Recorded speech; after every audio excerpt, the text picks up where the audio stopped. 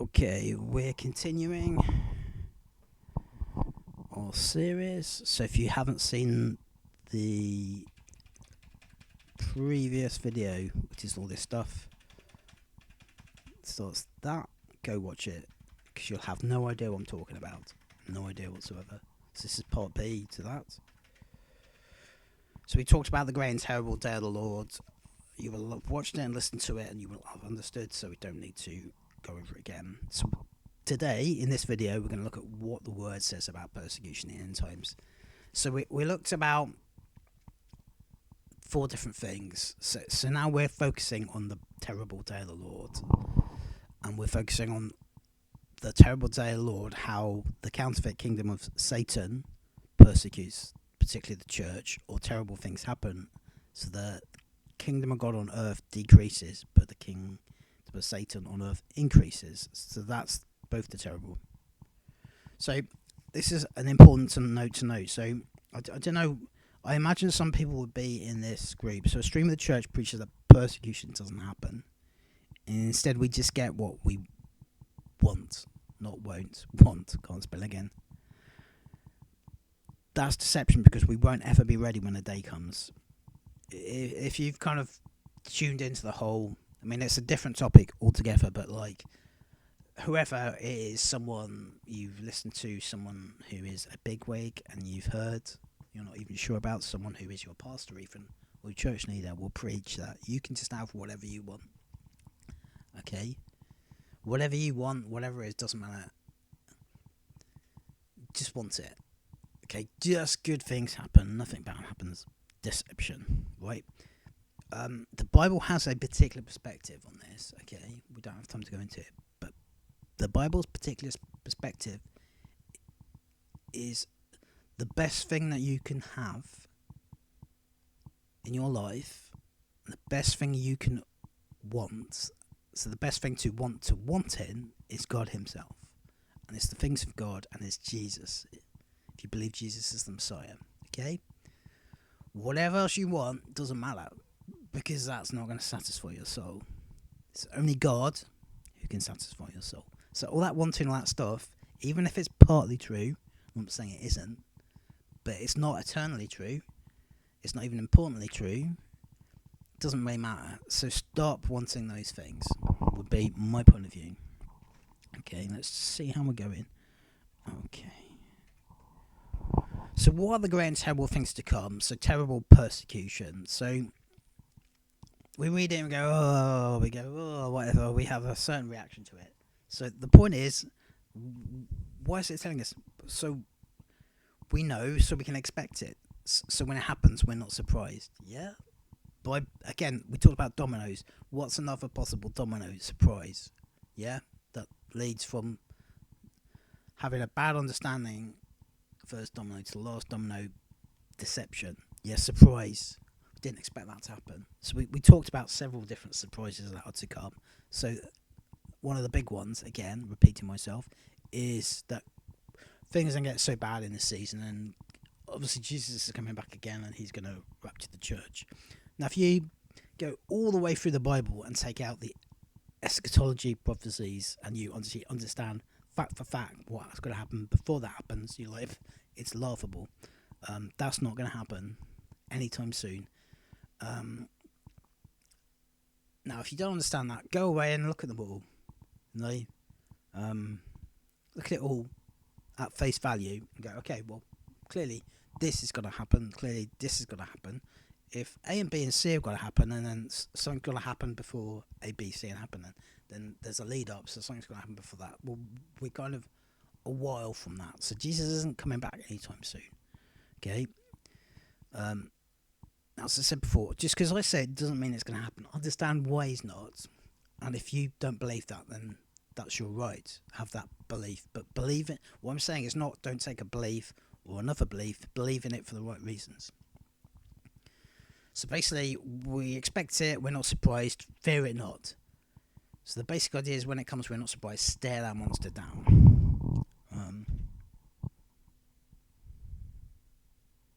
Terrible things that see the decrease of God's kingdom on earth. This is what we I'm going to cover. So first, Isaiah 5 we just seen, so we covered that at the end of the last video. So it's looking at what we looked at in the day of the Lord, both terrible and great, from a different perspective. So instead of using language of terrible and great, Isaiah uses light and dark. And he uses the language of deception within that, and later says people will call good for evil and evil for good. So John 15. So again, if you've been told there is nothing bad, right, I can easily knock that on the head. So just read this with me, John 15. If the world hates you, keep in mind that it hated me first. If you belong to the world, it would love you as its own. That's fundamentally so profound, it's unbelievable. Jesus was some incredible teacher dude, as well as all the other things he is. As well as all the other things he is. As it is, you do not belong to the world, but I have chosen you out of the world. That is, you are holy, you are set apart. Set apart in Hebrew is the meaning of holy. Holy's got nothing to do with righteousness, not really. That's our Western one giving. That's why the world hates you. Remember what I told you. So remember what Jesus told you. A servant is not greater than his master. His rabbi would be, I think, the words that Jesus would use. They Rabboni in, is it Aramaic or Hebrew? I can't remember. So the word rab is rabbi. The word Rabboni means my teacher, my master. It's a personal relationship. So you're not greater than your master, and you can call him mine because he is yours. That's important to understand as well. If they persecuted me, they will persecute you also. If why are we getting persecution? Well, if they're going to persecute, if they persecuted Jesus when he came, and we believed in Jesus, the same people are going to persecute us. Guess what? Why? Oh, it's so difficult to answer. Because we believe in Jesus. It's black and white as you can get. We talked about that. If they obeyed my teaching, they will obey yours also. Because they recognise the people that follow you, if you follow Jesus, will recognise the Jesus in you. Because you're teaching from who Jesus is. The Jesus perspective, to put a label on it. They will treat you this way because of my name, for they do not know the one who sent me. So, why does persecution happen? Because of deception. Well, we covered what deception is. Yeah? They're deceived about lots of things, namely who Jesus is. So, deceived people will persecute us. Okay? To say we're going to get no persecution, to say there's no bad dudes in the world, that everyone understands who Jesus is, which clearly is not the case. If I had not come and spoken to them, they would not be guilty of sin, for now they have no excuse for their sin. So this is why Jesus came, fundamentally, for the two reasons. One's to sort out the eternal problem, and one's to highlight the eternal problem in the first place, to sort out the eternal problem, which is sin. Whoever hates me hates my Father as well, for I had not done among them the works no one else did, they would not be guilty of sin. So they don't recognise the Father in the Son. But it's obviously if Jesus as the Son of God, and that God is his Father, this is a human principle. This is something to understand from a human perspective. Any son is the exact likeness of his father. Now, to be scientific about it, precisely scientific, any child is the exact representation of his father and his mother. Scientifically, he is a creation of both those people's DNA. So the DNA of God is in Jesus. As it is, they have seen in it, they have both hated both me and my Father. This is to fulfill what is written in the Lord. They hated me without reason. So our perspective is different, because obviously Jesus is talking to his followers at that time. But the truths of what he's saying are no different for us. Yeah? So this is the true and the false kingdom. So we talked about Satan's kingdom really being a counterfeit copy of God's kingdom, because that's the only thing he can do.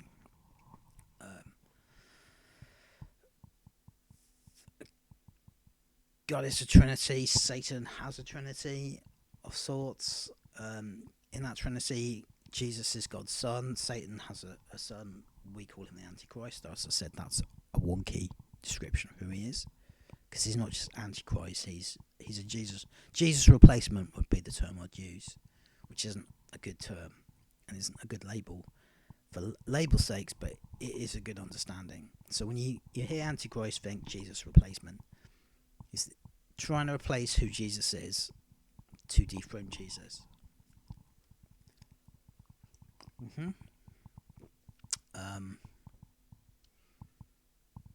And Satan therefore has a son, and his son is the exact representation of Satan. That's why when Satan's thrown to earth in Revelation, he basically possesses the Antichrist. That's the fear anyway. That's kind of what it's saying. So that's how that is, because obviously that would lead you to believe that the Antichrist or the Jesus replacement has is empowered by a demon, which is why he does all these wonderful things, because demons are the spiritual world. They know and understand things we don't know. Being possessed by a demon means you have access to that realm and access to the power of that realm. It is in fact the very same aspect of the Day Lord, both being both great, terrible, in this case, both terrible. So if we tip that on the head, what we said, and we do something in the mold of C.S. Lewis's Screwtape Letters.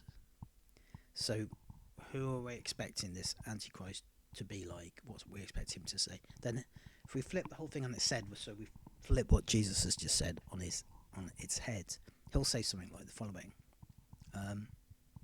So this is to reason the discussion of deception being so deceiving, because there's not much I've changed in this. So the things I've changed in blue. The things I've kept are now in yellow.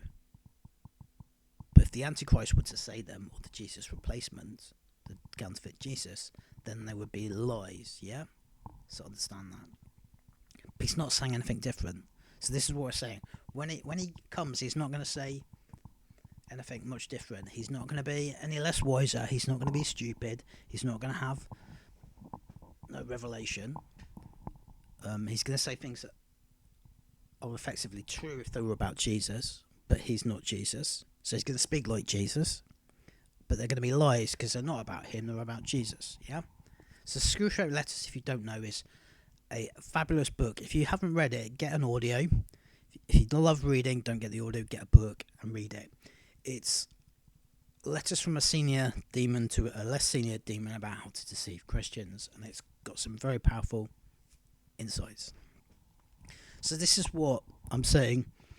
If the Jesus replacement Messiah would say the same things, this is what he would say. So he would say, I am the true vine, and my Father is the gardener. Nothing different, okay? Except the counterfeit Jesus would not be the true vine, and Satan is not the gardener, because that's who the Father would be, if it were. So understand that perspective. I think I'll put I, but I think it's he. He cuts off every branch in me that bears no fruit. So I think I've changed that and then changed it back and got it wrong, but it's the same sort of language. While every branch that does not bear fruit, I do not prune. So that's a change. So that it will be even more fruitful. That's the same.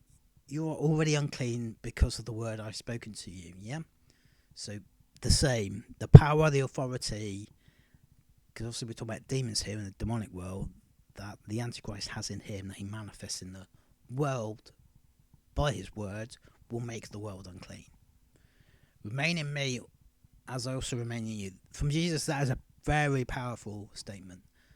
But the Satan's kingdom will make the same statement. No branch can bear fruit by itself. This is a spiritual truth. This is a spiritual law. No branch can bear fruit by itself. So what we're saying is, okay, take the opposite. If you're not connected to, in this context, Satan, you will not bear fruit from the kingdom of Satan. That's obvious. That's quite profound. It must remain in the vine. So if it's of Satan's kingdom, it must remain in Satan. Like if we are of God's kingdom, we must remain in God's kingdom. Neither can you bear fruit unless you remain in me. So actually, the powerful thing about that is where the world system gets its power from is from Satan. Okay, if it's not part of the satanic kingdom, if it didn't have investment in it, if it wasn't a branch connected to that kingdom, it would not have power in the first place. Yeah? So it's just not about deception. It's about, well, who are the people in the end times who want to be powerful, who want to be someone? Where did they get that from? Well, it's obvious. Neither can you bear fruit unless you remain in me. I am the vine, you are the branches. If you remain in me and I in you, you will bear much fruit. Apart from me, you can do nothing. So Satan's saying to his kingdom, basically, if you don't remain in me and you want to be powerful, you can't be powerful. If you do not remain in me, you are like a branch that is thrown away and withers. Such branches are picked up, thrown into the fire, and burned. That's true. What someone listening to, if that's going to be the Antichrist, if that's the kind of thing he says, is they don't realise actually that's true, but they're actually going to ultimately, eternally be, as a branch, be picked up and thrown into the fire and burned. If you remain in me and my words remain in you, ask whatever you wish and it will be done for you. This is to my Father's glory that you bear much fruit, showing yourselves to be my disciples. So, wow, nothing true. What Satan can't do is talk about love and talk about unity and talk about the things of the Spirit and things of God, because he's anti-God. So this is where the change comes. That's how we identify God's kingdom, actually. That's an important thing to understand. As the Father has hated me, so I have hated you. There is nothing more powerful than hate, so remain in my anger, my hurt, my rebellion, my unforgiveness. Now, when I was thinking about, because obviously what Jesus says can't be true for Satan, because Satan can't love, he's just full of hate, he's full of anger. What should you put? And I thought, oh, hate, anger, hurt, rebellion. Well, if you kind of think about how to honestly describe the current young generation, hate, anger, hurt, rebellion, unforgiveness. Wow. So that lovely, beautiful, I mean beautiful not as in she is beautiful, but beautiful as in character. This beautiful young girl, young lady, older girl that popped up in, was it Sweden or Norway? Teaching everyone about how to save the world because the world was going to die. Remember what she said? We will never forgive you. Yeah? Whose kingdom do we think that's from? Well, let me think. Jesus died on the cross to forgive us for our sins. So if God can forgive us, maybe we should forgive each other for what we do to each other. So saying to someone about anything, even as serious as climate change, we will never forgive you, is demonic.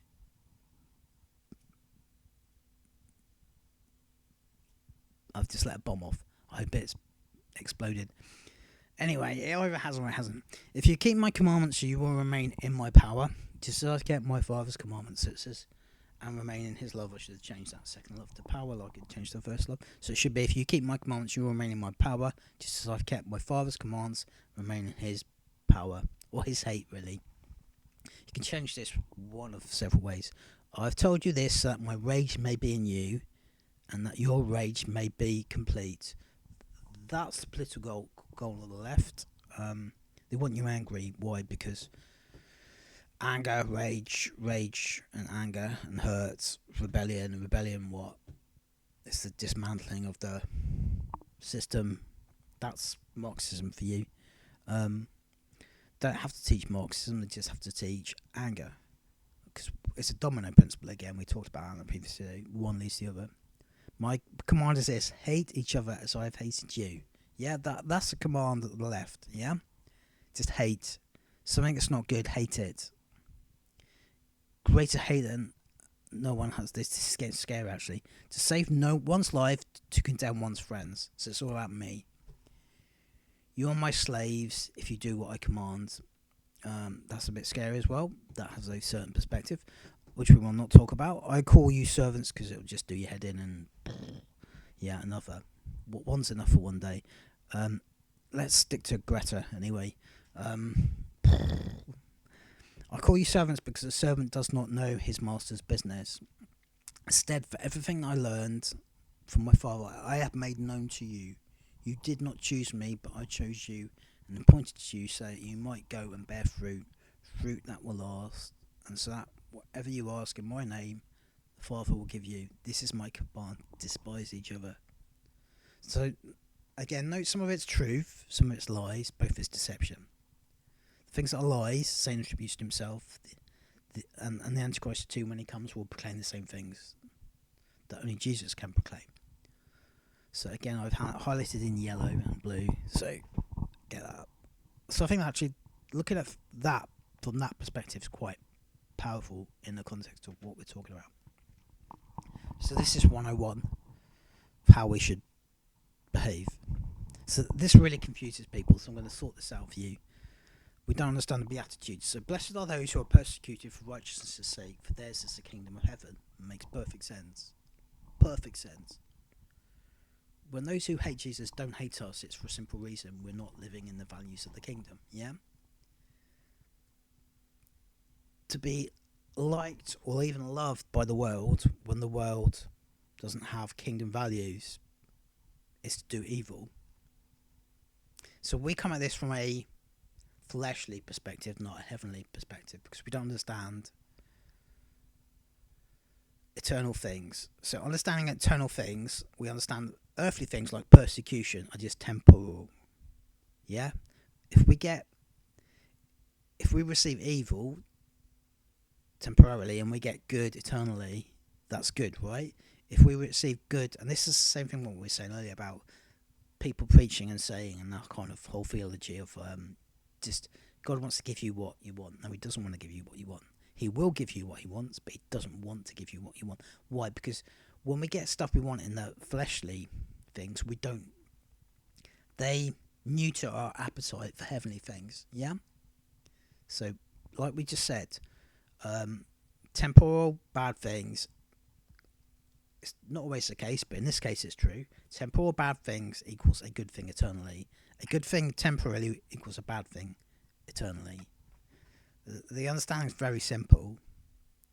It's a terrible day of the Lord, yeah? So the terrible day of the Lord is a good thing eternally in some perspectives, and it's an evil thing in other perspectives, yeah? And it depends which side we are on as well, yeah? So lots of different perspectives, yes? So let's just review that. So why is a terrible day of the Lord good? Because I'm being persecuted because I love Jesus and the world hates Jesus. So that's terrible. But on the flip side, it's good because that's just a temporal thing. It's not an eternal thing. That won't happen.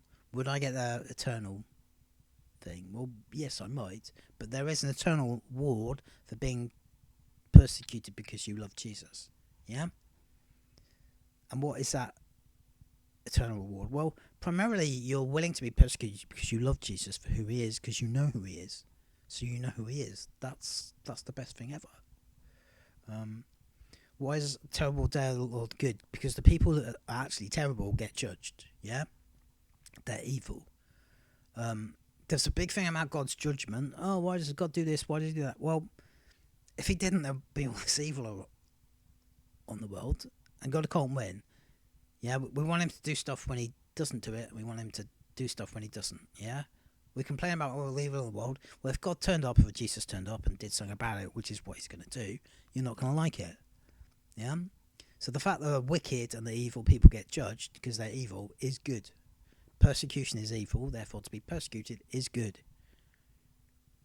If you're not persecuted for loving Jesus in the end times, that's when you've got to worry. I mean, there are several people in today's culture that speak out about today's culture. Why do they speak out? Because it's evil and they see the evil in it. So it's the same thing. They're prepared to have the persecution because they can't just stay silent. Because the whole system wants to put you under the thumb and say, don't say anything. We're going to cancel you. We're going to criticise you. We're going to persecute you on Twitter, on Facebook, on YouTube. We're going to make YouTube videos about you. And what are we to do about that? From our perspective, we're saying, bring it on, because we have no concern about being persecuted. That's not our worry. Our worry is like that we live our lives and they're not countercultural to today's kingdom on earth. They not represent God's kingdom, so people don't see anything different in us that they see in people that are, so they don't persecute us. That's what we can be worried about. The whole point of Beatitudes is, so it says blessed, that word, there are two Hebrew words for blessed. One is bowing down, blessing someone, giving them blessing because of who they are. You literally bend your knee. That's the word barak, by the way. This is one I can't remember for some reason.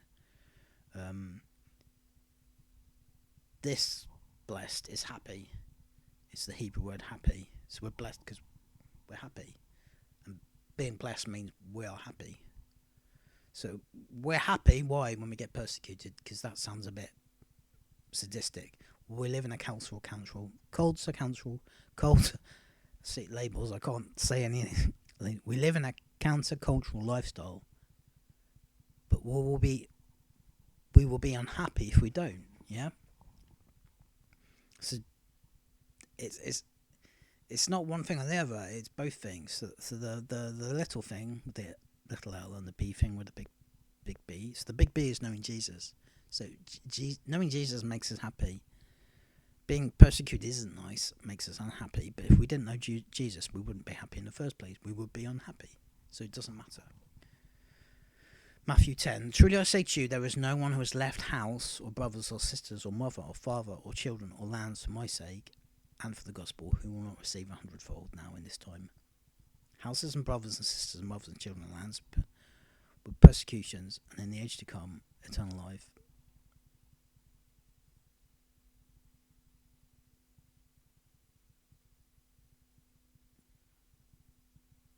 So it looks like I missed something out of that.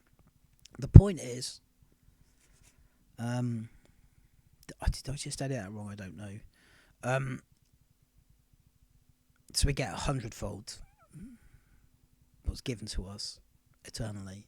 So not only is that true, that being persecuted makes us happy, because actually what makes us really unhappy is not knowing Jesus. It's like actually knowing Jesus and going through that persecution will get 100-fold. So that's reaped. We're reaping. We're sowing. Persecution is a type of reaping and sowing. And it will reap and sow something.